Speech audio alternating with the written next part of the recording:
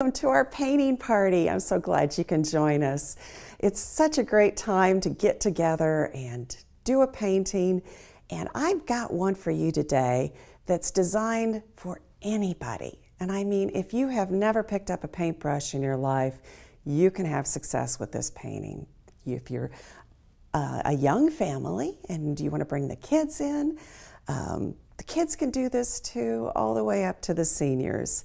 It's going to turn out great, and I thank you for joining us. I'm going to walk you through step by step every bit of the way so that you will have success with this painting.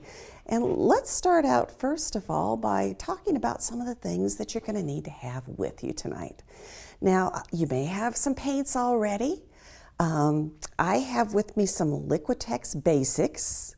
And we're going to keep the palette just very limited, so we don't need to have a whole lot of colors. The Liquitex Basics 24 set is a great gift for the painter. It has all kinds of great colors in it. The basic ones that you're going to need, of course, but then also some fun ones like pink and metallic colors, silver and gold. Useful colors like gray and an ivory. I know that I'm going to use a lot of white, and I will have to go out and get another bigger tube of white at some point, but it's so fun to have a full set of colors, the unusual colors to play with for my different painting endeavors. But we have a dioxazine purple. That's kind of a dark purple. We have an ultramarine blue. If you have a phthalo blue, you could use that as well. If you have a light blue like this, great. If not, super easy to mix up. You just need to do your ultramarine blue with a little bit of white. If you're using a phthalo blue, it's going to be stronger, so you can mix a light blue with a phthalo blue, but you're going to use just a little bit of the blue and mix it with the white. And then you're also going to use kind of a medium green. This is a Hooker's green hue, so it's kind of a warm green in the medium range. Any of those colors that you might have on hand will work for this painting. And you'll also need to have a canvas. Now I'm going to work on an 11 by 14 canvas. This is from our Blick Super Value Canvas Pack. Perfect for painting parties and get-togethers, family groups. You get a whole pack of 7 of these. So even if you're buying it for yourself and you need to just practice a little bit and perhaps have a few extra canvases for those paintings that don't quite turn out the way that you want them to, this is a great value to get a pack of 7 canvases. All right, let's talk about brushes as well here. I have the silver brush Ruby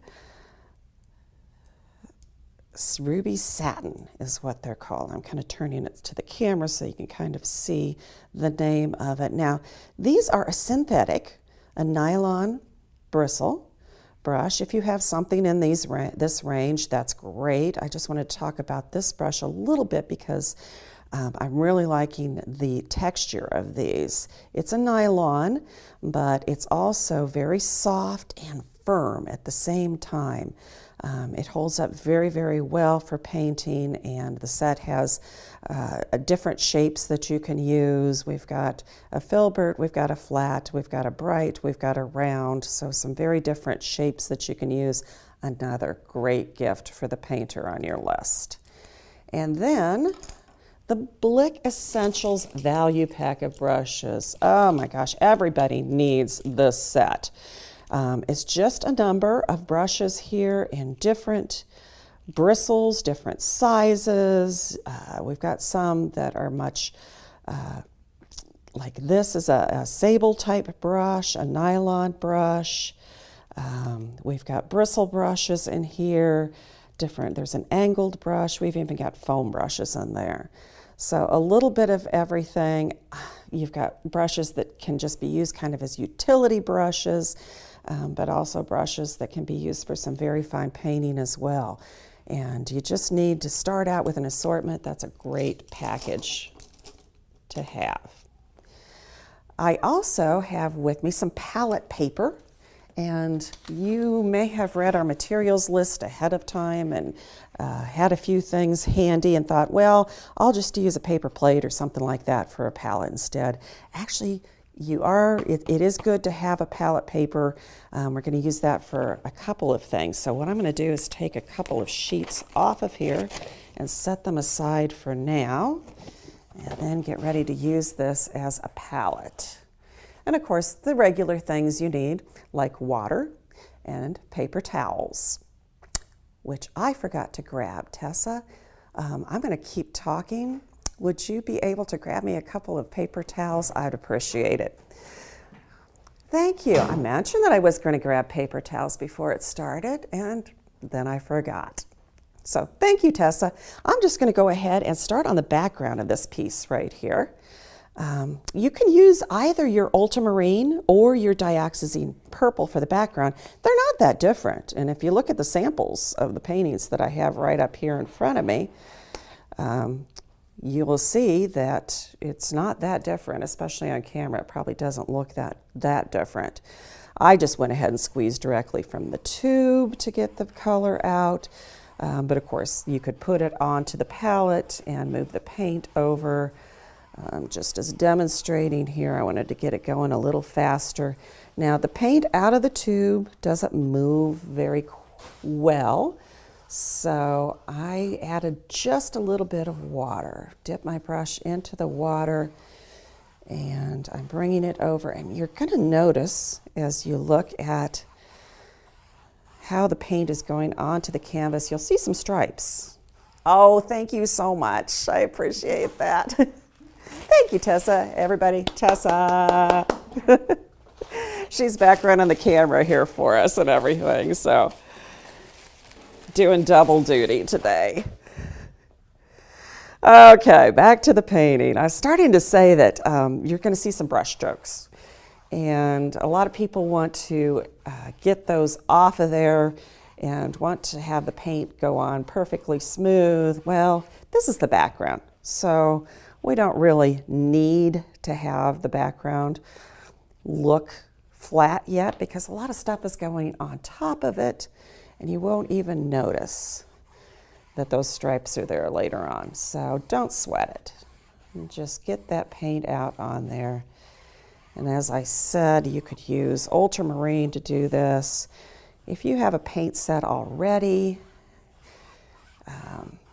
you could, if you've got dioxazine purple, great. If you don't, you could use a phthalo blue or something very close to whatever I'm putting on here. Okay, just kind of a thin coat on that. If you wanted to, you could go ahead and paint the sides right now. I'm going to be moving it back and forth and touching the edges, so I don't think I will. I think I'll just set that aside to dry here for a moment and move my brush out of the way. I tend to drag my hand through brushes. And okay, now the water I'm going to be using here is very clean at the moment, but I want to show you one more thing that I forgot to mention when I was talking about materials. This is a paint puck, and if you guys haven't used a paint puck before, oh, these are so useful. You just put them down into your water, and I'm just going to use the edge of the brush to push it down. Now, when you're cleaning your brushes out, it's going to be super, super easy to get the paint out of your bristles by just pushing it down against the paint puck that has little nubs on it that are designed to work the paint out gently between the bristles of your brush. So you're not destroying your brush by smashing it down against the bottom or bending your bristles too much. That is a great thing to have if you're a painter, a great stocking stuffer to give their painters a little paint puck to clean their brushes.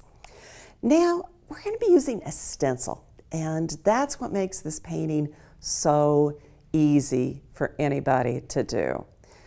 If you've been to our page already, if you followed our link and gone to our materials list to our page, You've probably already seen we have a template available for you, and it's going to make it so easy for you. If you haven't, you could go there now or go there before you start painting, and you'll find we've designed the trees for you, the tree line, to make it really easy for you. Now, which way's up?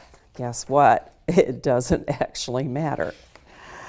To make a stencil, I could cut this out and trace it onto stencil film. And in a lot of paintings that I would do, I need to have something real sturdy. I'm going to be repeating it often. I'm going to need it maybe for a second or third painting or application, so I would use a stencil film or something we call a frisket film. It's a coated, so the paint will be able to be cleaned off of it later. But for this use, you don't actually need to clean the paint off. This is a one-time use. So I'm going to just make a paper stencil. If you got the palette paper, and we did pull a couple of sheets off and put them aside, and I'm just going to, first of all, print that off on your home printer. And then we're going to tape it onto two sheets so that I have two stencils. I'm going to use both parts of that, and I'll show you that in a minute. And I have some artist tape or painter's tape. This is low-tack tape that is going to make it easy to be removed, and I'm just going to tape the edges of my template onto two pieces of palette paper. It doesn't matter which side that I'm attaching at all. Just so I've got two pieces there. Over here, because it's a little bit smaller than my paper, I can actually just go right on top and tape these together. And then I'm going to get out my scissors and cut this out. Now, before I even start cutting, I want to emphasize it's very important to keep both shapes together. And what I mean is to follow the line and cut only on the line. Don't cut in from the side or up from the bottom or anything like that. We want to keep both sides of the stencil together. So just cut along the line like I'm doing here. So this way I don't even have to trace the template. I'm using it exactly as is. If I needed another template, I could print out or make copies of that. Some of you guys are doing this with a group. Then you could make copies for everybody. So let's just brainstorm, shall we? If you don't have palette paper around the house and you don't have any stencil material or anything like that, what could you use? We don't want to use just the paper itself. It's going to absorb the paint and get wet and fall apart on you and bleed through. So we need something that's not going to bleed through the paint, something that has perhaps a coated surface to it. You could use wax paper perhaps, or butcher paper, mint designed not to allow things to go through it. They're coated. You could use a piece of acetate, a piece of coated poster board. Some of our magazines that I know I get have a heavier cover to them, and they're coated and a little bit glossy, meant to repel some moisture. So those kind of things, those would work. And just a reminder, as I'm cutting this, to anybody who's just joining us, this is our stencil, our template that we're going to be using, and we want to make sure that it's in a full piece. So we end up with two pieces like this. So I cut just along the line. I didn't cut in from the side at any point. All right, now I'm going to take off the removable tape. I used artist tape, is what we call it. You might know it just as a painter's tape. that you've used to block things off before.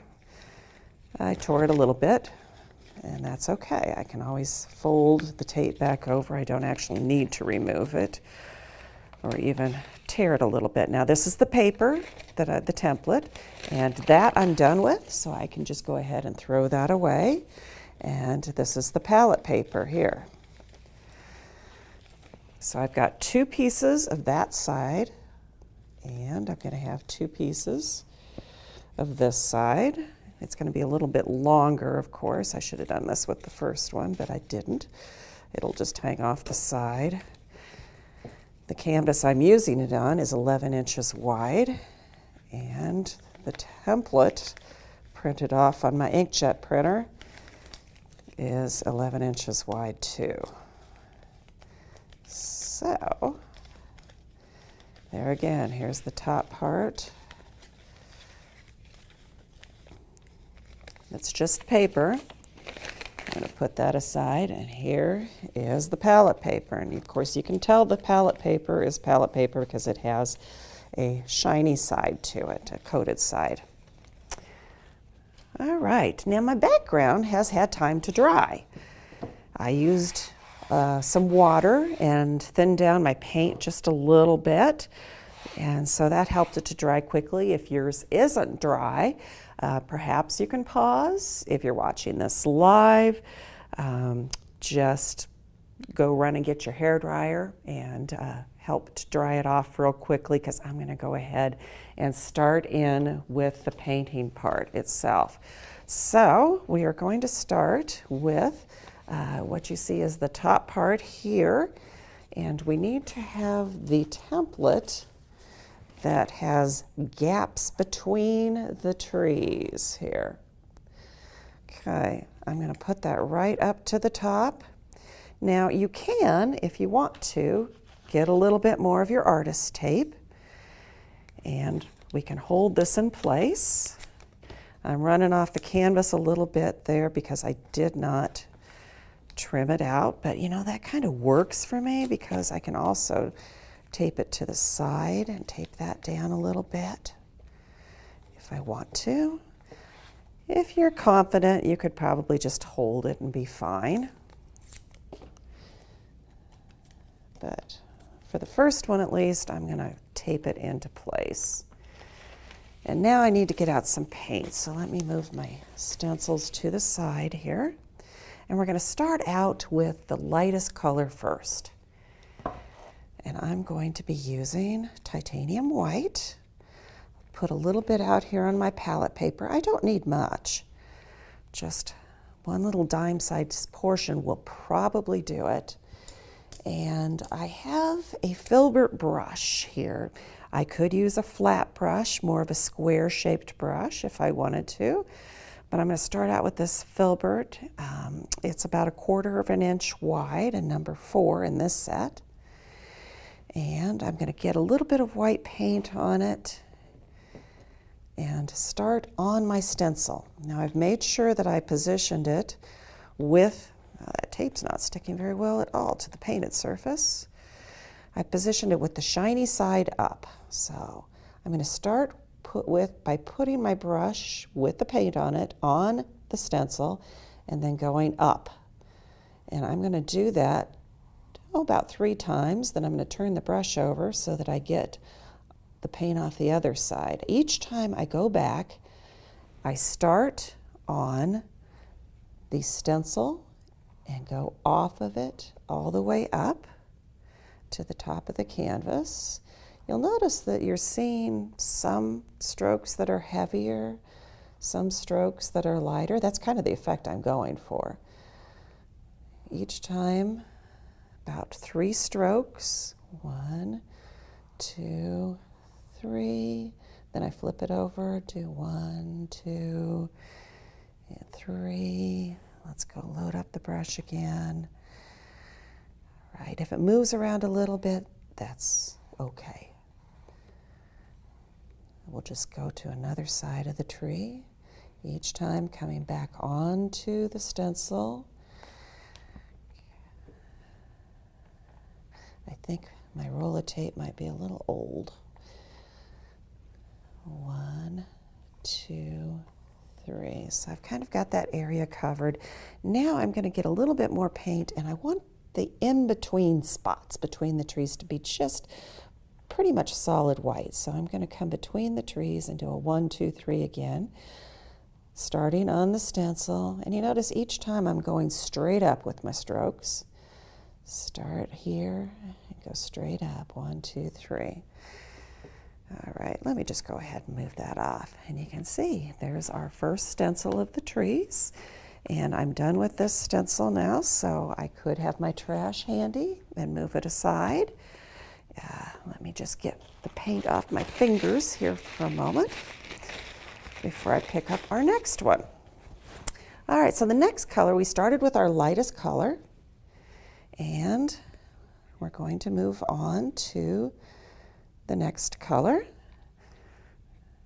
which is our light blue. As I mentioned earlier, I'm going to clean off my white here. As I mentioned earlier, you can mix that color if you don't have it. You can just mix it with your blue and some titanium white and make a light blue, if that works for you.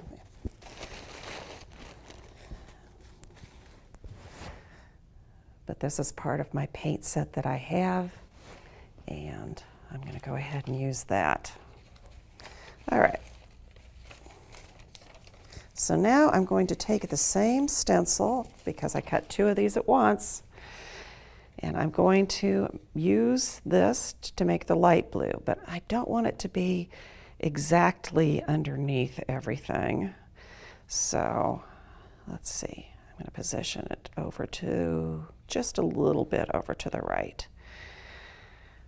Okay, and you can tape it in place again. I've already discovered that the tape I brought here for the demo today is not sticky enough. It's a painter's tape, but if you've ever kept painter's tape around, you know that it doesn't last forever, and the stick does start to go off of it. So that's my case with my paint today. So I'm just going to hold on to my stencil, and as we did at the top, what I'm doing is I am starting by putting the paint on my brush, and I kind of load both sides of it, going back and forth into the pile of paint. And I start on the stencil itself and go 1, 2, 3 strokes. I'm going all the way up. 1, 2, 3. If the white is still a little bit wet, that's okay. I can pick up some of that white and even make a new color of blue. Go 1, 2, 3 strokes, turn it over. 1, 2, 3 strokes. And then come and finish off. 1, 2, 3. Now, as I did with the white, I want to make sure that, first of all, we've got a lot of paint. This point right down in here between the trees, that's kind of a defining point. So I want to make sure that we, first of all, I got all the way down into that point with my paint, but second of all, that it's well covered. So last thing I do before I move the stencil aside is add a little bit more paint right down there in these lower areas between the trees. Okay, now we're going to go ahead and remove that stencil. Okay, and clean my brush out. If you're just joining us, I might mention that if you see a little green thing down here in the bottom of my water jar, it's pretty covered now. I have a paint puck underneath there. And a paint puck is a plastic cleaning material. It goes right down in your paint jar, and you can bounce your brush down against it. It gets all of the paint out really easily, really quickly. All right, so we've got another part of our stencil because I cut 2 pages at once, and this one is going to be the next color, which will be green, and I'm going to flip that around so that the green actually comes down instead of going up again.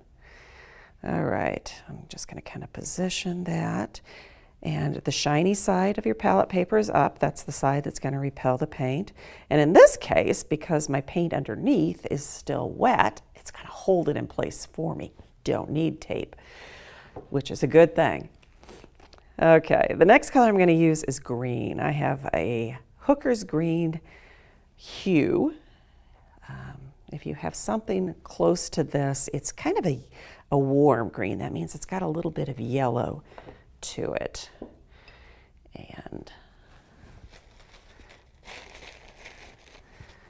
it's going to make a nice contrast to it. So I'm going to do the same thing I did at the top. Load up my brush, and then I'm going to start on the stencil and bring the colors. 1, 2, 3 strokes. This time I'm headed down to the bottom of the canvas instead of going up. And because there are some wet paint underneath, I'm picking up some of that blue. And that's cool because you get the green and the blue mixing together. 1, 2, 3.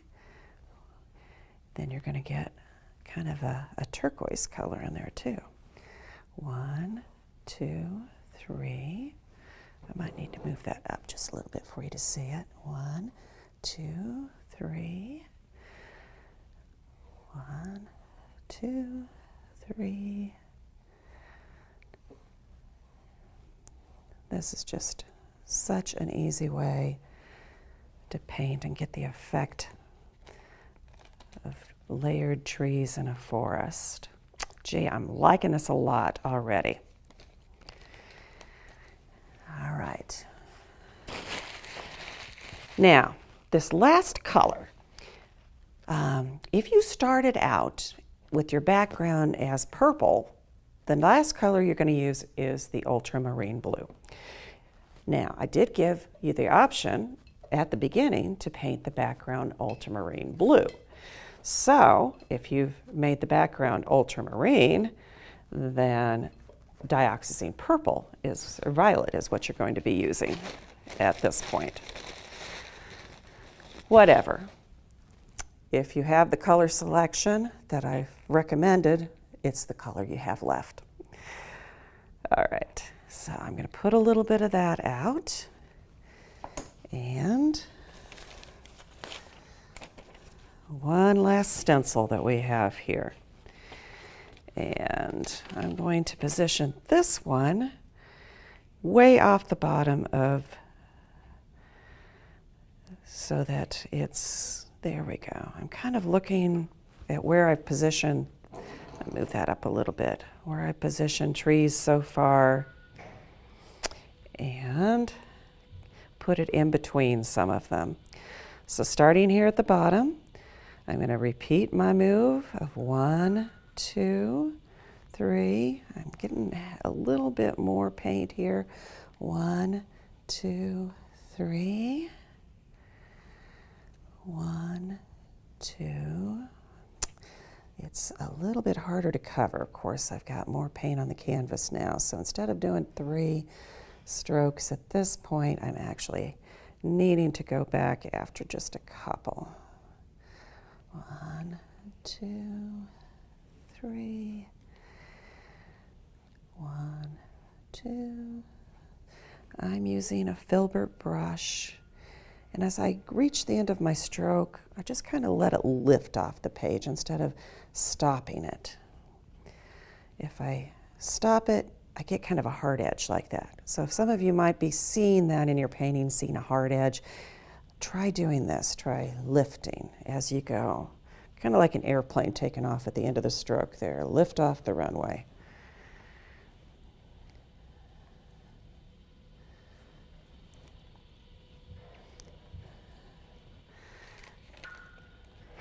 And there's our last row of trees. Okay, I'm putting my stencil in the trash because I'm done with that. That's the beauty of using a paper stencil. Okay, so this kind of reminds me of the northern lights up north, seeing the aurora borealis, up here in the sky. But here's a beautiful thing about this painting, almost magical. If I turn it around this way, look, it's still a forest. It's a little bit different because the lighter trees are in the front and the darker trees are in the back, but we're still seeing a forest scene from whatever direction we look at it. And if you look at my examples here, you can see that I have them turned in opposite directions. Okay, now I need to have a smaller brush. In my set, my ruby satin brush, I have a round brush. I also have in my Blick Essentials set a couple of smaller round brushes too. And now we're going to put in some of those snowflakes that you see in the sky. All right, I'm going to put out a little bit more because my white paint is dried too much, so I need a little bit more. And just put the tip of the brush straight down, holding it vertically into the paint. And we're going to put snowflakes around the top.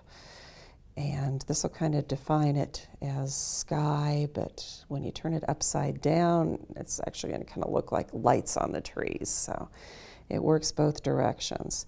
Now I am touching the canvas.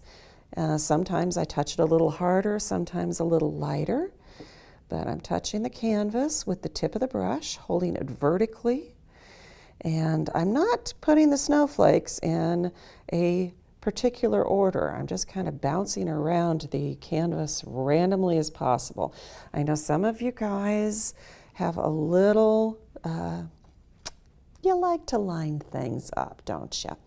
But nature doesn't do that. Nature would actually be putting snowflakes down any which way, some of them close, some of them right on top of each other.